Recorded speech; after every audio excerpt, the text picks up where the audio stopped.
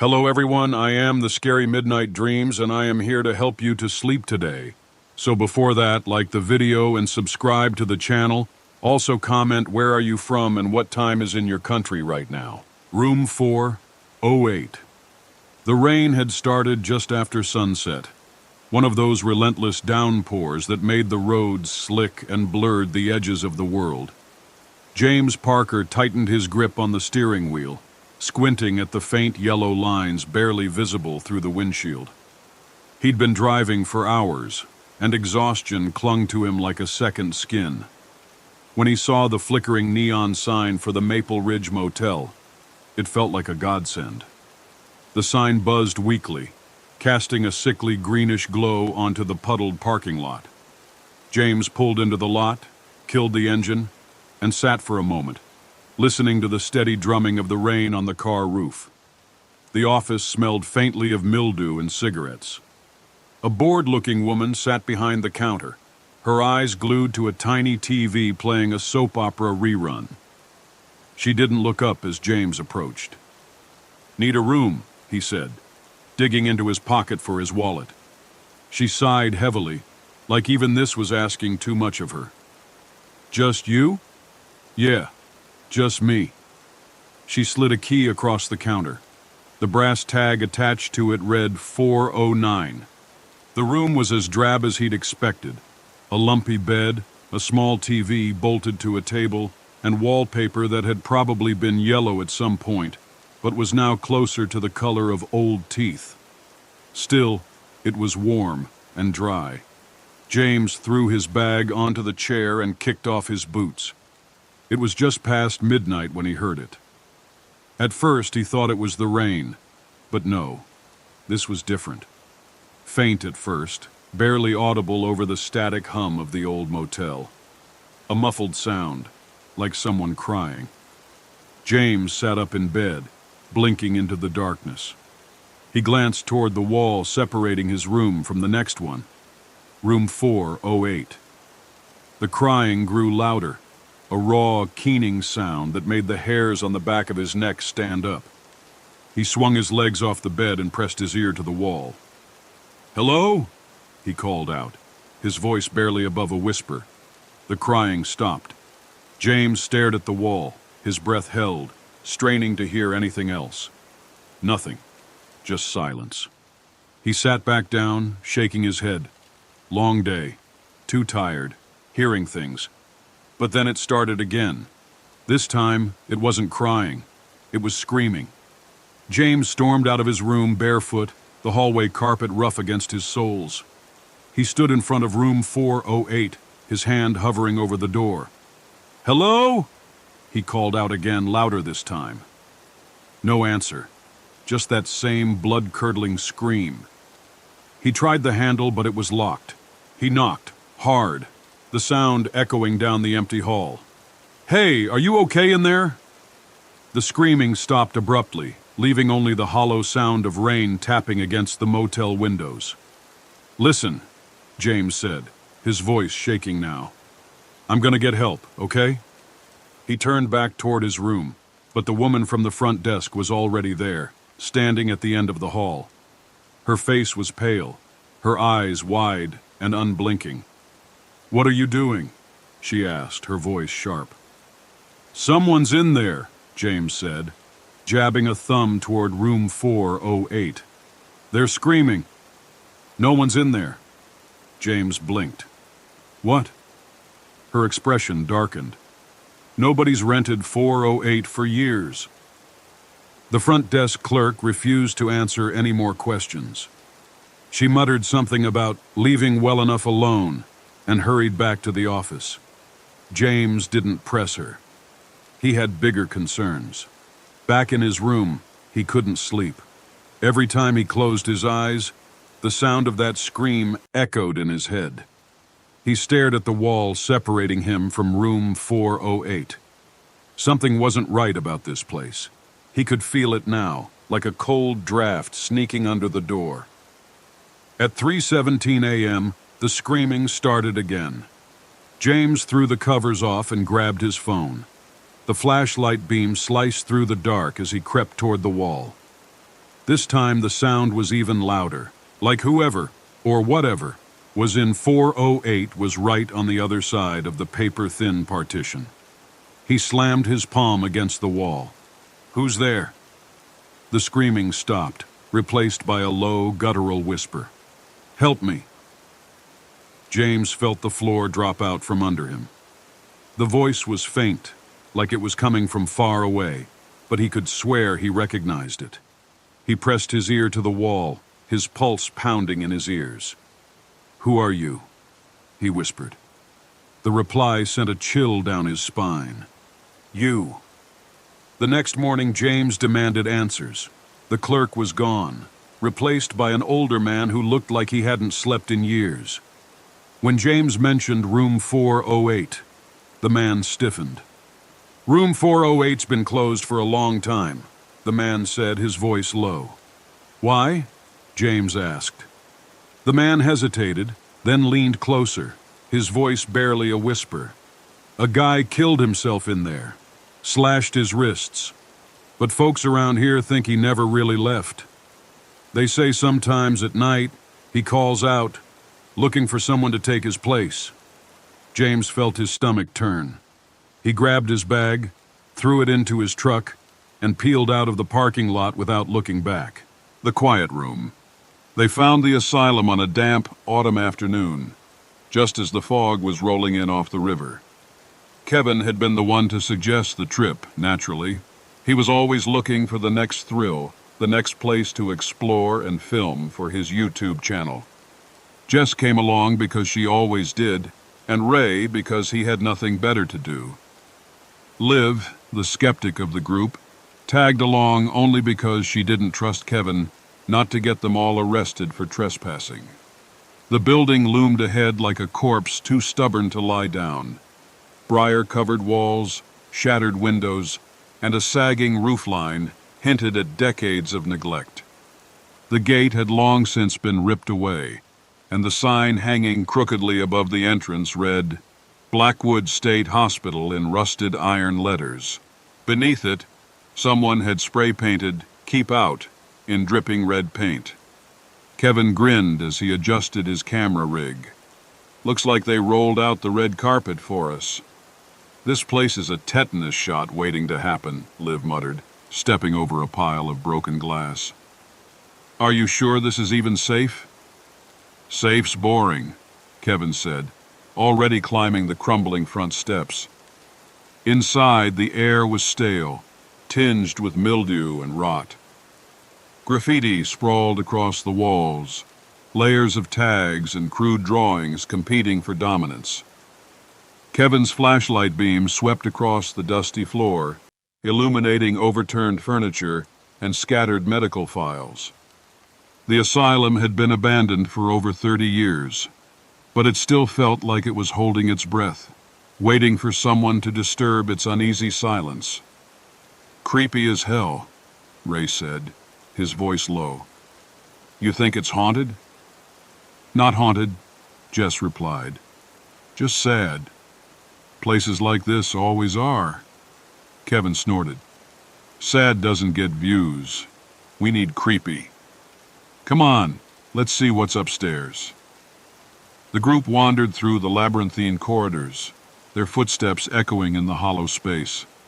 The peeling wallpaper and warped floorboards told stories of neglect.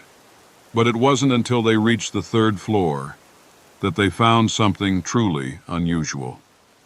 At the end of a long hallway, a steel door stood ajar, its surface marked with deep, jagged scratches. "That's unsettling," Liv said, frowning. "What do you think did that?" Kevin crouched to examine the scratches, his camera capturing every detail. "Wolves, maybe? Or someone trying to break out?" "Or in," Ray offered, earning a glare from Jess. They pushed the door open, and the temperature seemed to drop as they stepped inside. The room was small, barely more than a cell. Its walls were covered in carvings, not graffiti, but intricate symbols gouged into the plaster. Circles within circles, spirals, and jagged lines connected in patterns that made Liv's stomach twist just looking at them. Words were scattered among the symbols, too, scrawled in a dozen different hands. Don't open. It's watching. It's hungry. What the hell is this? Jess whispered, running her fingers over one of the carvings. Some kind of ritual? It's probably just junk from the patients, Kevin said, but his voice lacked its usual bravado. Crazy people like to scribble stuff. Liv shot him a glare. Real sensitive, Kev. Ray had wandered to the far corner of the room, where something glinted faintly in the light. Hey, check this out, he said, reaching down to pick up a small, rusted key. The moment he touched it, the carvings on the walls seemed to shimmer, as though the plaster itself had begun to ripple. Liv felt a sharp pressure in her ears, like she was underwater. Did anyone else feel that? She asked, her voice tight. Feel what? Kevin said, though he was glancing nervously at the walls. Ray turned the key over in his hands. Looks like it might fit somewhere. Maybe this was a storage room or... He didn't finish. The floor beneath him groaned, and then he was gone, swallowed into the darkness with a scream that cut off too quickly. Ray! Jess shouted, dropping to her knees where the floor had opened up. But there was no hole, no sign of where he'd gone. The wood was solid beneath her hands, as though he had never been there at all. What the hell just happened? Kevin demanded, his voice cracking. He pointed his camera at the floor, as if filming it might somehow bring Ray back. Liv's eyes were glued to the carvings on the walls. They were moving now, the symbols shifting and twisting as if alive. The words seemed to pulse, and one phrase stood out among the rest, glowing faintly. The door is open. We need to get out of here, she said, grabbing Jess by the arm. Now! Kevin didn't argue. For once, he looked as scared as she felt. They bolted from the room, the oppressive air clinging to them like wet cloth. Behind them, the walls groaned and the symbols writhed, but Liv didn't dare look back. By the time they reached the outside, the fog had thickened, turning the asylum into little more than a shadowy silhouette. Kevin collapsed onto the ground, gasping for breath. Jess stood frozen, staring back at the building with wide, unblinking eyes. What was that? Kevin finally managed, his voice shaking. What the hell was that? Liv didn't answer. She was too busy staring at her hand. The faint imprint of a symbol had appeared on her palm, glowing faintly. A spiral, coiled inward like a trap. The gateway hadn't closed, and it wasn't finished with them yet. The town that vanished. If you asked around in Maine, you might hear whispers about Grayson's Hollow. Most folks would shake their heads and mutter something like, "Ain't nothing there no more." Others would look at you sideways, wondering why you'd bring up such a cursed name. But a few, those old enough to remember, might lean in close and say, "You want the truth?" The whole town just disappeared. And they'd be right. The first time Lisa Porter heard about Grayson's Hollow, she was sitting at the bar of the Rusty Nail in Waterville, waiting for her burger and sipping a flat Coke. The place smelled of fried onions and spilled beer, the kind of joint that felt like home to someone who'd seen too many miles and wanted to rest their bones. She'd just finished unpacking her truckload of cheap antiques for the flea market circuit when a wiry old man slid onto the stool next to her. He wore a faded baseball cap and a jacket that looked older than she was. "You're heading up north, aren't you?" he asked without preamble. Lisa frowned. "Yeah, setting up at the Caribou Market." "Why?" "Don't take Route 41 through Grayson's Hollow," he said flatly. She laughed nervously. "Why not? GPS says it's the fastest way." The old man's face twisted, his lips pulling back over yellowed teeth. "Ain't about speed, it's about coming back." Lisa waved him off. "I'm not scared of ghost stories. His hand shot out and gripped her wrist. His fingers were cold as ice, his grip surprisingly strong. "It ain't a story," he said, his voice barely more than a growl. "One day, the whole damn town just up and vanished. My brother was in Grayson's Hollow that day. He's still there. Somewhere."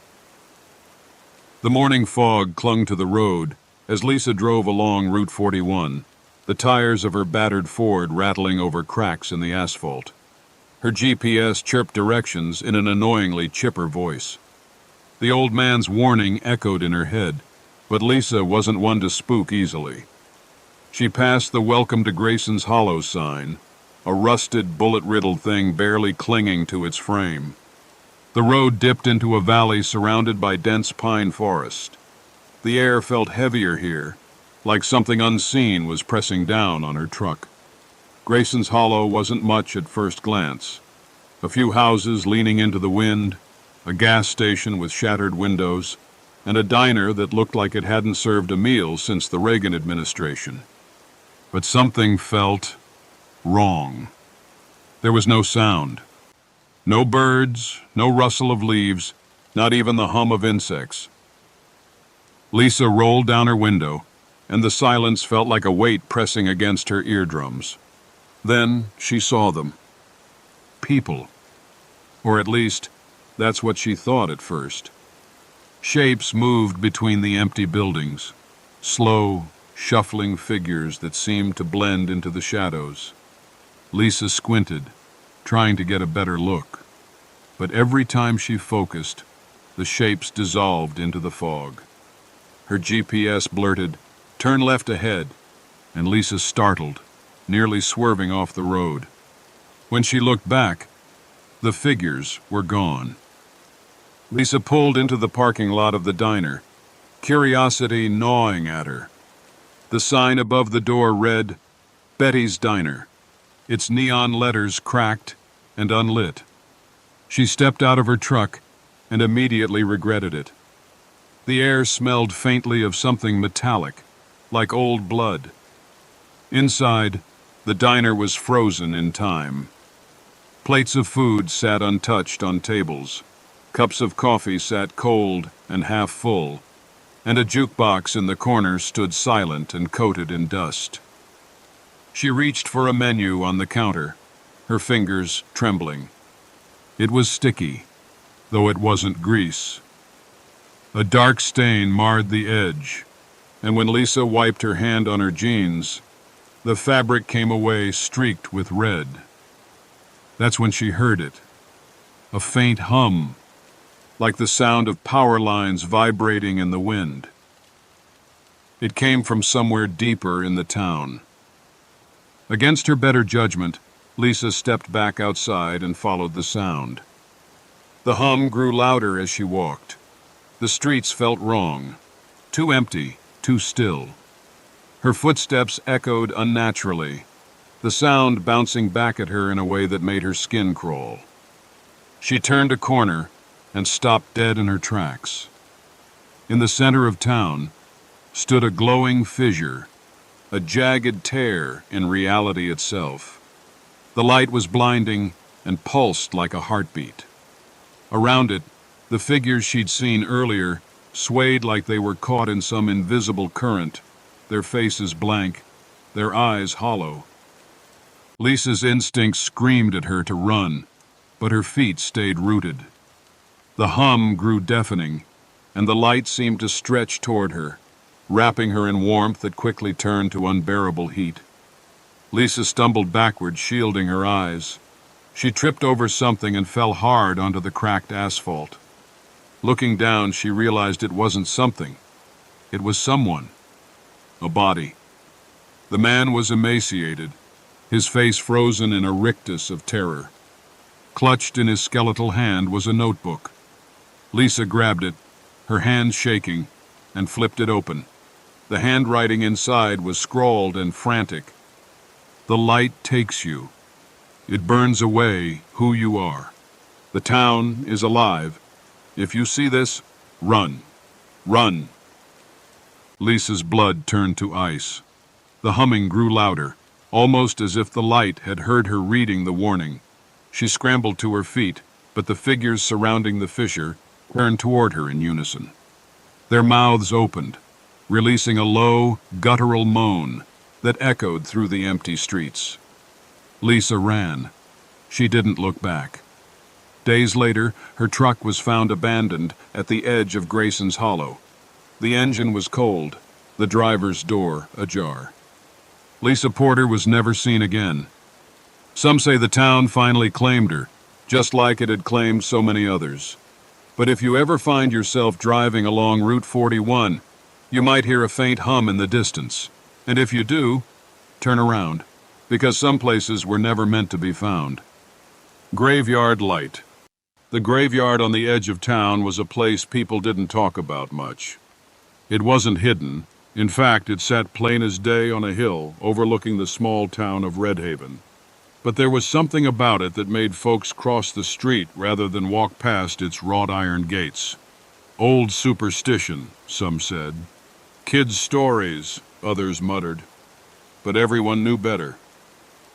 Every once in a while, usually on a foggy night when the moon hung low, a strange light would appear. It wasn't the soft glow of a lantern or the steady beam of a flashlight. No, this was something different. It danced, pale and flickering, among the gravestones, almost as if it were alive. Tommy Greaves was the first to see it up close. Or so the story went. Tommy had been 16 and stupid, like most boys that age. It was a Saturday night, and he'd been trying to impress Lily Markham by showing her how brave he was. The two of them had climbed over the fence and into the graveyard after dark, daring each other to get closer to the old mausoleum at the center. The town called it the Winthrop Crypt, named after the family who'd once owned half of Red Haven. "Bet you won't touch it," Lily had teased, her voice carrying that half-laugh, half-challenge that made Tommy's chest puff out. "Bet I will," he shot back, and started toward the crypt. That's when he saw it. The light appeared suddenly, hovering near one of the larger headstones. It was bluish-white, like the after-image you get when you stare at a camera flash too long. It didn't move at first, just hung there, pulsing faintly. But then it began to drift toward him, slow and deliberate, as if it had been waiting for someone brave or stupid enough to come near. Tommy screamed. Lily screamed louder. They bolted out of the graveyard so fast they didn't even bother climbing back over the fence. Tommy's jeans tore when he scrambled through a gap at the bottom. Neither of them ever spoke about what they'd seen, not to each other, not to anyone else. But Tommy wasn't the last person to encounter the light. The stories piled up over the years. A night watchman hired to patrol the graveyard quit after just one shift, claiming he'd seen something not of this world. A group of teenagers, filming a ghost hunting video, fled after their cameras caught a pale, flickering glow. And something else, too. A shadow that didn't belong. No one could explain it. The town's older residents would just shake their heads and say, "Leave it alone." By the time Emily Turner moved to Red Haven, she'd heard enough about the graveyard to be curious. Emily was a reporter, the kind who couldn't resist a good story. And this one practically screamed front page. She'd come to Red Haven looking for a fresh start, having left behind a big city job that had turned sour in too many ways to count. Red Haven was supposed to be her escape, her quiet place. But quiet wasn't really in Emily's nature. It was late October when she finally decided to investigate the graveyard. The air was crisp, the leaves crunching underfoot as she made her way up the hill. Her flashlight beam cut through the darkness, but the graveyard seemed to absorb the light rather than reflect it. The silence was heavy, oppressive. Emily's heart pounded harder with every step. She'd done her research. The Winthrop family had been wealthy, yes, but they'd also been eccentric. Stories of strange rituals, whispered accusations of witchcraft. It was all local legend, of course, kind of thing small towns thrived on. But standing there, surrounded by their graves, it didn't feel like legend. It felt real. And then she saw it. The light was just as they'd described, pale, bluish-white, and impossibly bright. It hovered near the crypt, pulsing faintly. Emily froze. Her breath caught in her throat. Her first instinct was to run, but the journalist in her overruled the fear. She raised her camera, snapping pictures as fast as her trembling hands would allow. The light didn't move, not at first, but then it began to shift, gliding toward her in that slow, deliberate way. The air grew colder, unnaturally so. Emily's camera suddenly stopped working. Its battery drained in an instant. That's when she heard the voice. It wasn't a voice exactly, more like a whisper, faint and crackling, like static on an old radio. She couldn't make out the words, but she didn't need to. The intent was clear. Leave. Emily turned and ran. She didn't stop until she was back in her car, her breath fogging up the windshield as she tried to calm down. She didn't sleep that night, her mind racing with questions she wasn't sure she wanted answers to. The next day, she developed the film from her camera. Most of the shots were blurry, overexposed, but one, just one, was clear.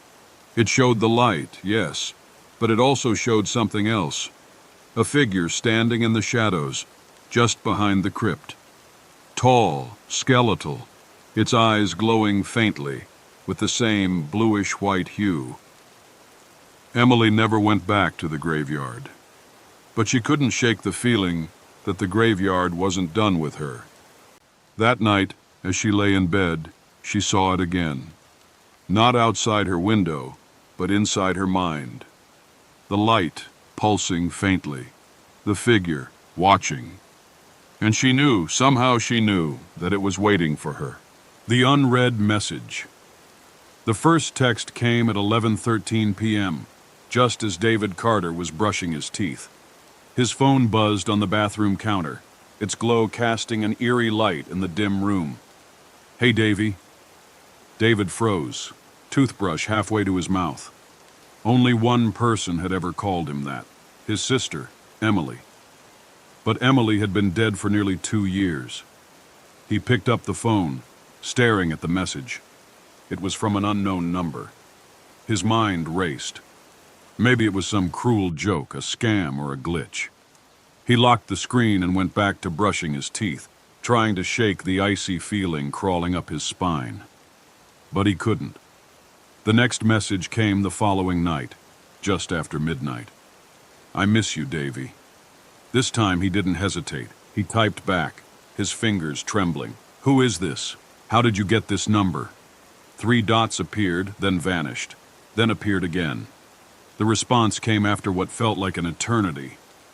"It's me. M." David stared at the screen, his heart pounding. Memories of Emily flooded back. Her laugh, her stubbornness, the way she always looked out for him, even when she didn't have to.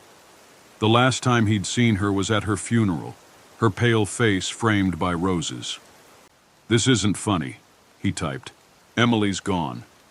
The reply came instantly. "I know. I'm not here. But I can still see you." David didn't sleep that night. He sat on the edge of his bed, phone clutched in his hand, waiting for another message. None came. By morning, he'd convinced himself it was some elaborate hoax, a sick joke played by someone who'd gotten a hold of Emily's old phone or hacked into his family's accounts. But as the day wore on, doubts crept in. Whoever it was, they knew things only Emily could know. Little things. Her childhood nickname for him. The exact way she used to sign off her texts with a heart emoji. Always the pink one. That night, the texts started again.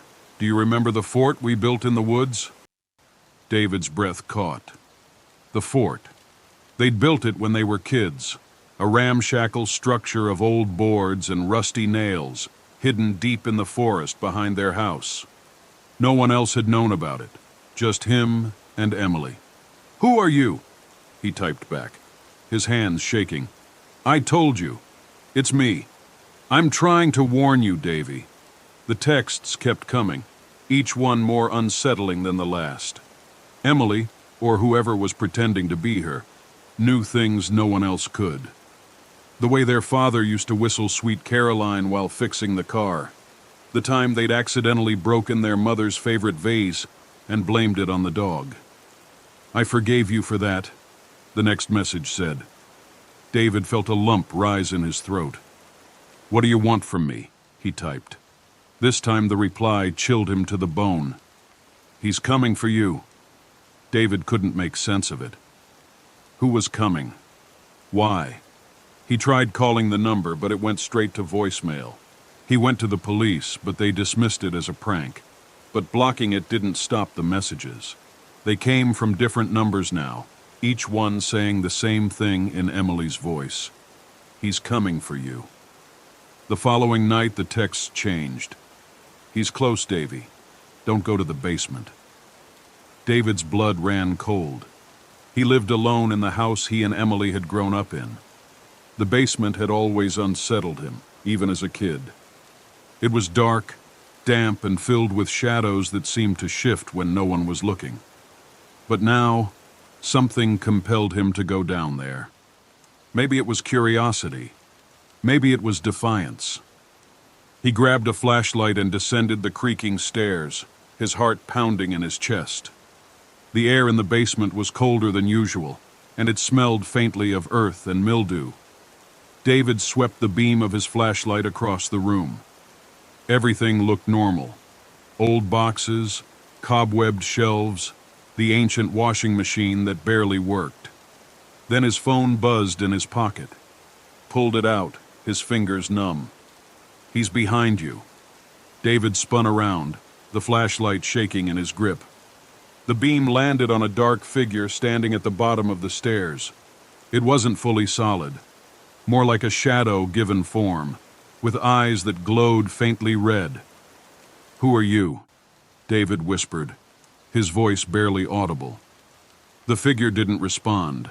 It stepped closer and David stumbled back, his foot catching on a loose board. He hit the ground hard, the flashlight skittering away. His phone buzzed again. "Run." David scrambled to his feet and bolted up the stairs, slamming the basement door shut behind him. He didn't stop running until he was in his car, speeding down the rain-slick road, his hands gripping the wheel so tightly his knuckles turned white. The texts didn't stop. "You can't run, Davy. He'll find you. I tried to warn you." The last message came just as his car sputtered to a stop on an empty stretch of highway. "Goodbye, Davy." The last thing David saw was a pair of glowing red eyes in his rearview mirror.